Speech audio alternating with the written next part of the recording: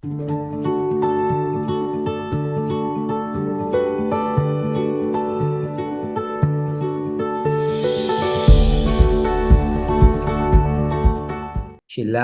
Leja traduce envía para ti. Como ya vimos, está en el capítulo 13 del 1 al capítulo 15, 41 del libro de Bemidbar. Y los temas, como siempre, acerca de los espías que exploran la tierra prometida. Hashem establece el camino que habitualmente lleva 40 días, demore 40 años. Hashem establece que ellos deben estar 40 años debido a que ellos se demoran 40 días allá en la tierra y el recorrido que deberían hacer era poco, no era algo de que llegara a los 40 días. Sobre los korbanot, sus ofrendas y libaciones y separación del jalá cuando se hace la ofrenda corbán de panes. La expiación por un acto de idolatría cuando el acto de idolatría es cometido involuntariamente. El caso del hombre que recogía leños en Shabbat probablemente puede ser el papá de las mujeres que quedaron sin herencia porque no tenía hijos varones, pero no todos los Midrash coinciden al respecto. Lo importante aquí es que sale a recoger leña en Shabbat y la orden de Dios fue no hagan trabajo en Shabbat. Entonces lo detienen, lo ponen preso mientras se resuelve el caso porque no sabían qué hacer, porque no tenían claro qué hacer en ese caso. Y Dios dice, este hombre debe morir, punto. ¿Y cómo? Debe morir apedreado. ¿Bien? Sí, ¿Por qué no tenían claro que a este hombre había que matarlo y había que matarlo por apedreamiento? Porque la Torá fue escrita, no toda la Torá fue entregada en el monte Sinaí de una. La parte del contrato legal, ¿sí? Fue entregado en el monte Sinaí, pero el resto de las cosas se fue desarrollando en el proceso del éxodo y se fue estableciendo algunas cosas que no estaban, que no se sabía. Entonces ellos en este caso no sabemos qué hacer y Moshe tampoco sabía qué hacer en ese caso específico. Entonces, ¿qué hizo Moshe? Pues ir a preguntarle al Señor, ¿y aquí qué hay que hacer? Y la resolución del Señor, entonces, listo, ahí se añade esto a la Torah. Bien, sobre los tzitzit, que es el mandamiento de colocar los hilos alrededor de una prenda de 4 puntas. Las preguntas que nos hacemos, ¿de quién fue la iniciativa de enviar espías? ¿De Dios o del pueblo? ¿Por qué? Porque al comienzo de la parashá que dice que envía para ti, entonces, ¿fue del pueblo o fue de Dios? ¿Cuál era el objetivo de Moshe cuando envió esa delegación? ¿Qué esperaba de ellos? ¿Acaso Moshe dudaba de que la tierra de Dios les había prometido fuera una tierra buena? ¿Por qué Moshe entra en tantos detalles acerca de cómo deben llevar a cabo la misión? ¿La misión de los espías fue un fracaso? ¿Por qué no se logró lo que Moshe había esperado? ¿Por qué va a ser tan grave el castigo? 40 años por los 40 días. Y ujú, si hubieran estado allí 80 días, hubieran deambulado 80 años. ¿Qué tiene que ver la cantidad de días con la cantidad de años que van a ujú. deambular por el desierto? Si Dios sabía lo que iba a pasar, ¿por qué los envió? ¿Por qué no lo impidió? Números 13:2, para recordarles, empieza diciendo Shelach Leja. Shelach Leja es envía para ti, es decir, envía por ti, o como nos lo colocaron aquí en pared, si quieres, envía para ti, hombre. Si quieres por ti, hazlo. No porque yo lo diga, sino por ti, ¿de acuerdo? Hombres para explorar la tierra de Canaán, que yo entrego a los israelitas, envía un hombre por cada una de las tribus de sus padres, envía a los líderes de las tribus. Pero sucede, mis queridos, que en Devarim, capítulo 1, versículo 22 dice, entonces todos vosotros os acercasteis a mí y dijisteis, enviemos hombres delante de nosotros que nos exploren la tierra y nos traigan noticia del camino por el cual hemos de subir de las ciudades a las cuales entraremos. Ojo, entonces, en Números dice envía por ti y en Devarim capítulo 1 dice que el pueblo le pidió a Moshe que enviara espías. Entonces, ¿cómo hacemos? ¿Es una contradicción o no es una contradicción que tiene, aparente que tiene la Biblia? Sabemos bien que la Torah no se contradice. La Torah no es un libro de historia. El libro de historia te cuenta los hechos cronológicamente, pero la Biblia no es así. La Biblia no te dice primero esto y luego esto y luego esto. De hecho, ¿Cómo comienza la parashá? Envía para ti hombres a explorar la tierra. ¿Y cómo terminó la parashá pasada? La parashá pasada terminó diciendo el problema de Miriam que hablan con Aarón y Miriam le dice, pero Moshe lleva rato sin estar con la mujer en intimidad, dejó de estar con ella. A nosotros también nos habla Dios, etcétera. Entonces son castigados por eso y Miriam, acuérdense que a Miriam le cae Sarat, le cae lepra y luego tiene que ella hacer todo el proceso de arrepentimiento, etcétera, y el pueblo la tiene que esperar para poder salir a seguir en el camino. Y ahora llega lo de los espías en esta parasha inmediatamente. Pero sucede que cronológicamente, después del caso de Miriam, con el que termina la parasha pasada, cronológicamente sigue es la rebelión de Coraj. Si cronológicamente sigue la rebelión de Coraj, entonces, ¿por qué nos metieron aquí al comienzo de esta parasha el tema de los espías? Y entonces Rashi se hace la pregunta. Así funciona Rashi. Rashi te da la explicación sencilla, sin complicarte, pero Rashi hace mucha pregunta y te hace caer en cuenta que cuáles las cosas que están ahí como raras. Dice Rashi, porque la razón fue justapuesta a la presente sección que habla de los exploradores, de que los exploradores calumniaron a la tierra de Israel, a la sección que habla de Miriam, porque ella había sido castigada a causa de la calumnia que dijo de su hermano Moshe, y estos malvados vieron el castigo infligido a ella, pero aún así no asimilaron la lección. Entonces, la parashá comienza exactamente después de que termina la parashá donde se habla del castigo a Miriam por ponerse a hablar, para darnos la lección que estos espías no cayeron en cuenta o no aprendieron la lección de que no deben hablar mal. Y ese es el mensaje inicial de esta parasha. Está conectada directamente con el tema de la Shon Harra, del hablar mal. Bien, entonces, y les decía, entonces la Torá coloca los hechos de acuerdo a objetivos ideológicos, no cronológicos, no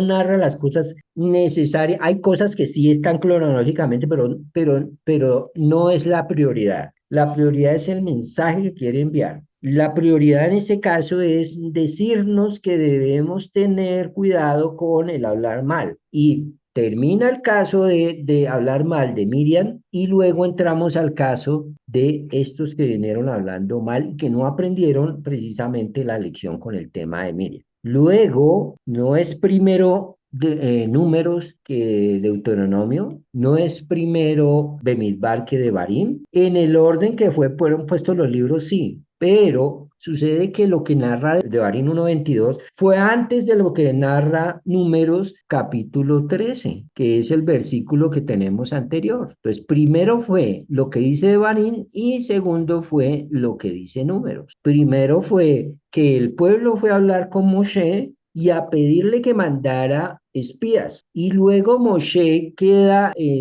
bueno, ¿qué hago? Y consulta a Dios. Y Dios le dice, envíalo si quieres de esta y esta y esta manera. Con eso nos hacemos idea real de lo que sucedió en este pasaje de la Torá. Ahora, aquí en pantalla les muestro un mapa de Israel donde nos muestra cómo iban a estar posteriormente las tribus. Y ustedes van a notar que el eje del asentamiento israelí a la tierra de Eretz Israel es el eje del río Jordán. Alrededor del río Jordán es que se asientan ellos. Hacia la derecha, Rubén, Gad, Manasés, y hacia la izquierda, Benjamín, Dan, Judá, Simeón, Isaacar, sí, Manasés, Neftalí, Asher, Zebulón. Pero notarán que en esta zona no hay nadie, a donde estoy colocando el cursor. Y notarán que en esta zona tampoco. Y es que sucede que ¿dónde queda la ciudad de Jerusalén? Queda aquí donde tengo el cursor. Toda esta zona del centro es una cadena montañosa. Esta es la costa del Mediterráneo. Ahora, ellos están en la cadena montañosa y están al otro lado del Jordán, pero ellos no buscan instalarse al lado del mar Mediterráneo. Si ustedes se dan cuenta en las narraciones, ellos no van al mar Mediterráneo, no ves narraciones, no ves mucha narración con respecto al mar Mediterráneo, porque en la ribera del Mediterráneo, la zona costera, toda prácticamente estaba ocupada por los filisteos y más arriba por los fenicios. Ellos no desarrollaron una cultura del mar, ellos desarrollaron una cultura de la montaña y del río. De la montaña, donde están las principales poblaciones judías, y del río Jordán, y la conexión que hay entre el Galilea y el Mar Muerto. Esta es la zona donde ellos se instalan y donde la mayoría de las narraciones bíblicas se dan. ¿Tenían salida al mar Mediterráneo? Sí, por el lado de arriba, por el lado de las tribus del norte, como vemos aquí, por el lado de Asher.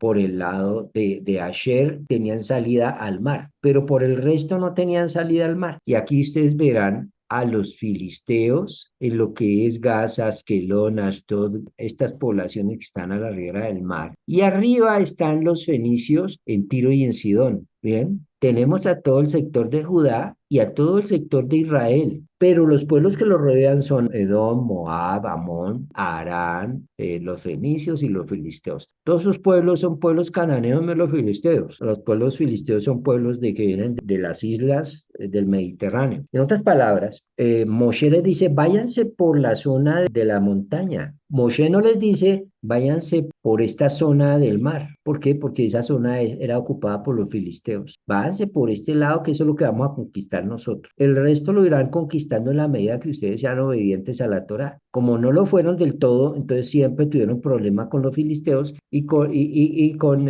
algunos pueblos cananeos que quedaron por ahí viviendo todavía y les perdonaron incluso la vida a algunos. Entonces, en esencia, lo primero que debemos destacar es que Moshe no tenía ninguna duda acerca de la tierra a la que iban a ocupar. Moshe tenía claro que esa era buena tierra. Por lo tanto, el objetivo de Moshe de enviar a los espías con las órdenes que les dijo debería ser otro. Lo que Moshe realmente pretendía era que el pueblo se entusiasmara con la tierra y que se mostrara deseosos de entrar. Previamente, el pueblo le había dicho a Moshe, mandemos espías. El pedido del pueblo no era por entusiasmarse por la tierra, averiguar qué maravilla de tierra vamos a heredar, sino por el miedo que tenía. Y tenían miedo por la falta de fe, por la falta de emuná. ¿Y por qué tenían falta de emuná? Dirías tú, si finalmente meterse uno a conquistar una tierra no es, eso también es complicado, tienen que hacer guerra, pero tenían miedo era porque Dios ya les había prometido que esa tierra era para ellos y que ellos tenían que obedecer y la tierra, y que la tierra iba a ser de ellos, no iban a tener problema con eso. Pero como ellos no le creyeron del todo a Dios, le creían a medias, pues tenían miedo por eso. Moshe, para ir en contra de esa falta de fe, porque Moshe en realidad no debió haber mandado espías, pero la intención de Moshe fue,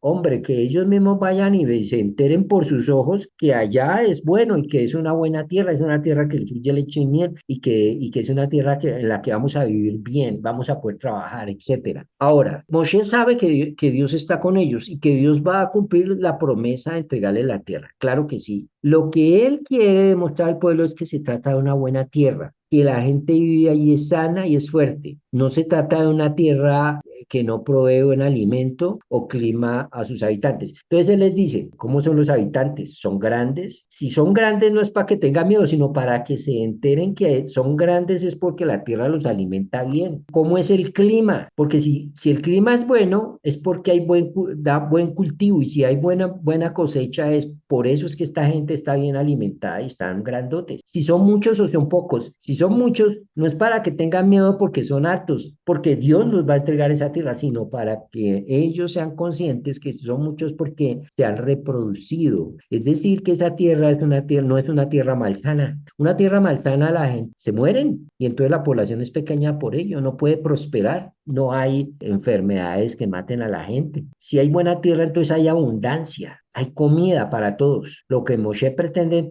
también con el informe de los espías es que quede demostrado que es una tierra que posee abundancia de agua y abundancia de frutos. Finalmente ellos llegan con frutos grandes, ¿no? Es por eso que es tan específico en lo que le dice a ellos. Le dice que suban por las montañas. Y sabemos que la topografía de la tierra de Israel posee una cadena montañosa, como le señalé ahorita, que atraviesa el país del sur a norte por la mitad, desde Hebrón hasta Haifa. La idea de Moshe es que vean la tierra en general y es por eso que les dice que vayan al país, a las montañas, porque desde arriba iban a poder observar en líneas generales todo el país. Era una misión que debían haber durado unos pocos días. En el futuro, es decir, tiempo después, cuando Josué envía a los dos espías que leímos hoy en la Haftará, ellos regresan a los pocos días y si no hubieran tenido que esconderse del rey de Jericó,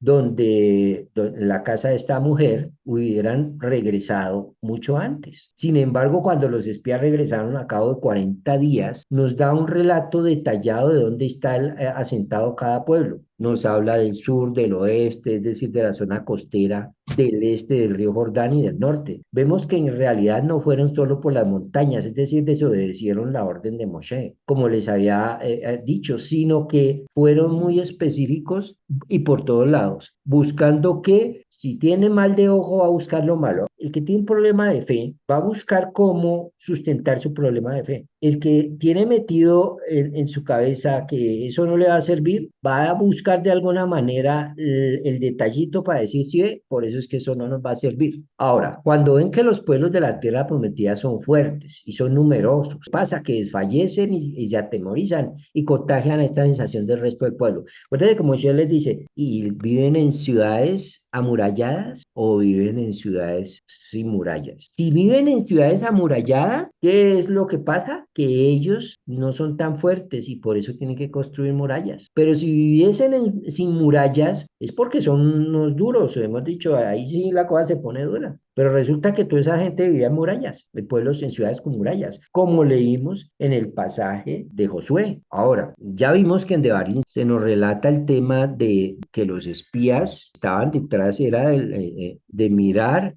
más con los ojos que con la fe. Y ellos resultan hablando la Shonjarra. Por la Shonjarra hay maneras de hablarla, porque lo que hablaron ellos era que ellos no dijeron en ningún momento que la tierra no era buena. Ellos dijeron lo que Moshe les había mandado decir, pero cambiaron el concepto de lo que vieron realmente. Entonces, al cambiar, es decir, al contar las cosas desde una óptica negativa, 10 pruebas fueron las que hicieron los antepasados del pueblo de Israel en el desierto, pruebas en las que metieron a Dios, pero ninguna de ellas tuvo el castigo como el castigo real que pasó con el tema de los Meraglim. Meraglim es la palabra para espías. ¿Y cuál era el problema de ellos? La falta de una palabra que está muy asociada con la emuná, que es el bitajón. El bitajón lo podemos traducir como la confianza que nos produce tener emuná. Como no tuvieron emuná, no tenían confianza. Y la Torah lucha por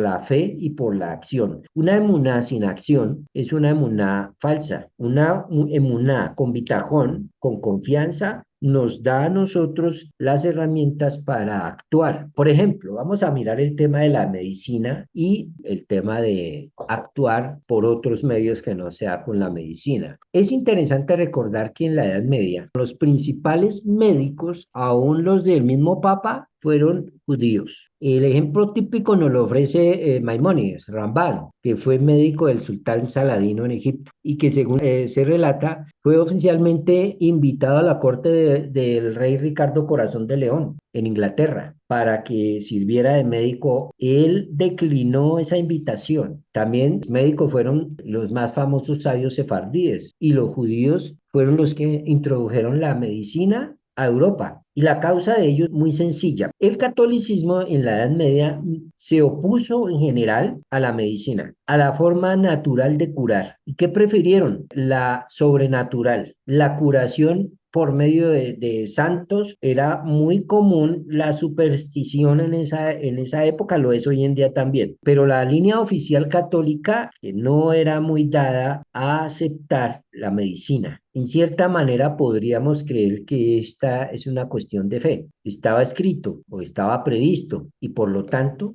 es inútil luchar contra la enfermedad, ya que la curación o la muerte vendrán indefectiblemente sin que el hombre pueda modificarlo. Entonces, si te vas a morir, ¿para qué médico? O si tienes fe, ¿para qué vas al médico? Más bien ora. Ese era el planteamiento que se tenía en el medioevo y eso hizo mucho daño y murió mucha gente por eso. Y entonces los únicos que se metieron a desarrollar la medicina fueron los judíos. Y por eso era que estaban en altos cargos, porque finalmente si les daba un dolor de muela, por más que oraran, por más que hicieran brebajes o lo que sea, no se lo quitaban de encima. Entonces tocaba llamar al judío. ¿Para qué? Para que le sacara la muela o para que les diera medicina para las enfermedades que se presentan generalmente. Entonces ahí viene un tema y es que piensas que la fe es todo y no actúas. O piensas que solo vale actuar, porque ahí también se puede caer en el otro error. Vimos el error de decir, yo solo vivo por fe. Entonces yo como vivo por fe, entonces yo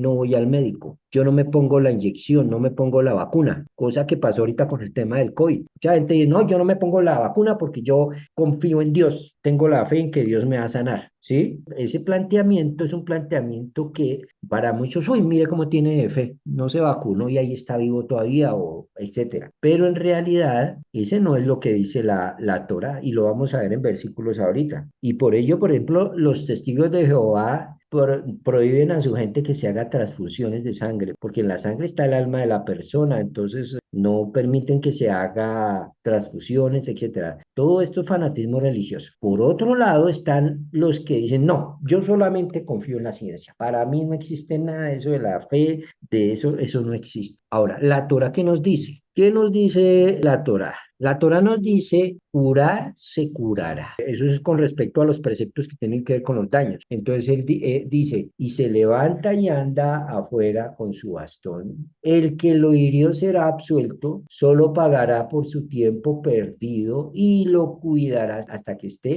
completamente curado. ¿Qué había que hacer? El que agredió a otro y le causó daños, tenía que pagarle los daños, tenía que pagarle todo el tratamiento médico hasta que el otro estuviera totalmente curado. La palabra verafó es curar, se curará. ¿Qué quiere decir eso? Que había unos médicos y que debían entrar a sanar al herido o al que fue golpeado y darle la medicina, etcétera, hasta que se sanara. Y hasta ahí iba la responsabilidad de aquel que lo golpeó. Bien, la Torah ya ha podido decir, y orarán a Hashem y Hashem lo sanará. Pero no dice así, dice que debe pagarle todo el tratamiento médico y debe esperar a que esa persona sane. Entonces eso es lo que nos dice la Torá. Bien, el Talmud nos muestra en esta expresión se halla implícita la posición de la Torá frente a nuestro problema. De aquí que el médico tiene el permiso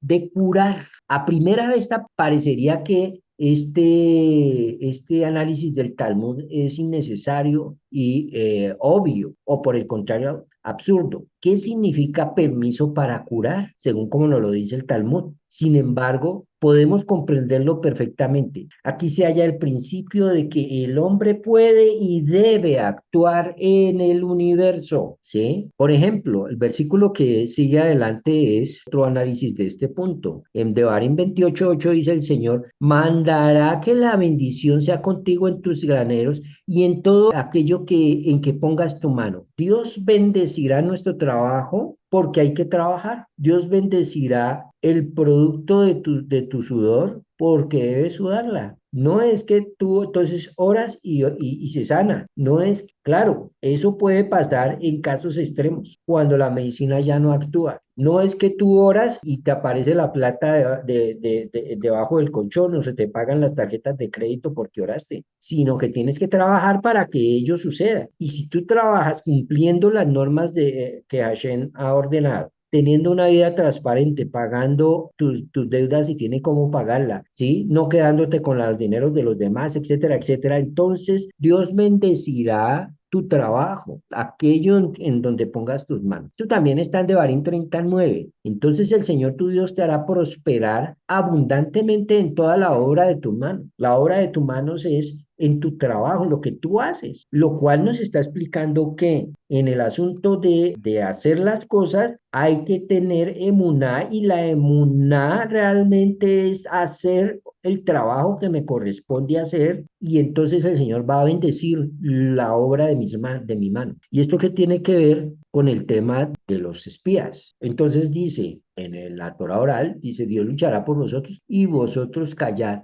Dios va a luchar por vosotros y ustedes deben callar. Dios nos dará pan, pero vosotros harad. En otras palabras, vosotros debéis trabajar para que Dios os dé el pan, ¿sí? Cada enfermedad en el mundo, volviendo al tema de la medicina, tiene su remedio. Fíjense, cuando ellos llegaron y encontraron las aguas amargas eran aguas que no se podían consumir. ¿Y dónde consiguen la forma de sanar esas aguas? Ellos podían haber dicho, Dios, convierte esta agua en agua potable. Y entonces Dios había hecho un milagro y el agua se ha vuelto potable. Esa es una manera, pero esa no es la manera natural. La mayoría, la gran mayoría de las veces Dios actúa de manera natural. ¿Qué les dijo? Corten unas ramas de ese árbol que está ahí e introduzcanlo en el agua y el agua va a ser potable. Es decir, que en la naturaleza también está la solución a todos los problemas que se presentan. Cada enfermedad tiene en el mundo tiene su remedio. ¿Qué pasa? Que hay que buscarlo. Hay muchas enfermedades que no está el remedio porque el hombre todavía no los ha encontrado en la misma naturaleza. La naturaleza entonces misma se encarga de eso. La penicilina, ¿de dónde sale? Pues sale de la misma naturaleza, ¿no? Ahí cerca, ahí también está la solución, ¿sí? Pero, ¿qué es lo que sucede? Que a veces el hombre puede olvidar aquello que está por encima de sí mismo. Aquel que, por ejemplo,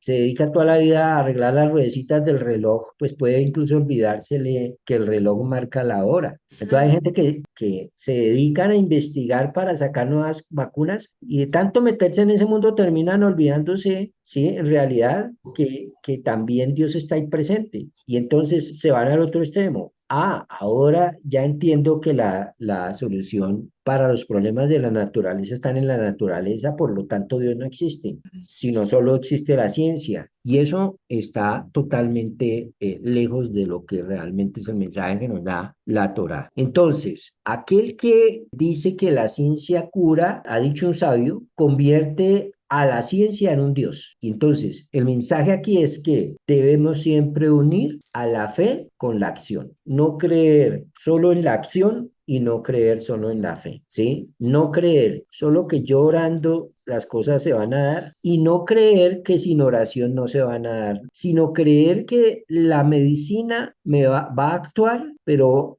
que detrás de todo ello está Dios. Aquí es donde conectamos esto con el tema de la parashá. Bueno, en el envío de los espías, de los Meraglim, no hubo nada de malo en sí, en realidad. Josué envió espías y todo salió bien. Por otra parte, en Devarim se nos dice que el pueblo pidió a Moshe que enviara espías. En esta parashá, Dios ordena a Moshe mandar espías. Sin embargo, esto no es ningún modo ahí no hay ninguna contradicción, sino que se complementan el enviar espías para mirar, pero para mirar con fe. Por el camino que el hombre quiere ir, por ahí lo van a llevar. Si la persona no quiere ver el mundo con fe, lo van a llevar a un mundo sin fe y le van a ayudar para hundirse en esa forma de pensar. Y si la gente quiere pensar con fe, pero actuando, por ese camino también lo van a llevar desde el cielo y va a tener una vida de fe y de actuación que lo va a llevar a un buen propósito. Como les decía, ellos iban a hacer su trabajo, pero Dios iba a hacer el suyo. Tuvieron entonces que pasar 40 años en el desierto hasta que murió toda la gente involucrada en el caso de los espías. Estamos hablando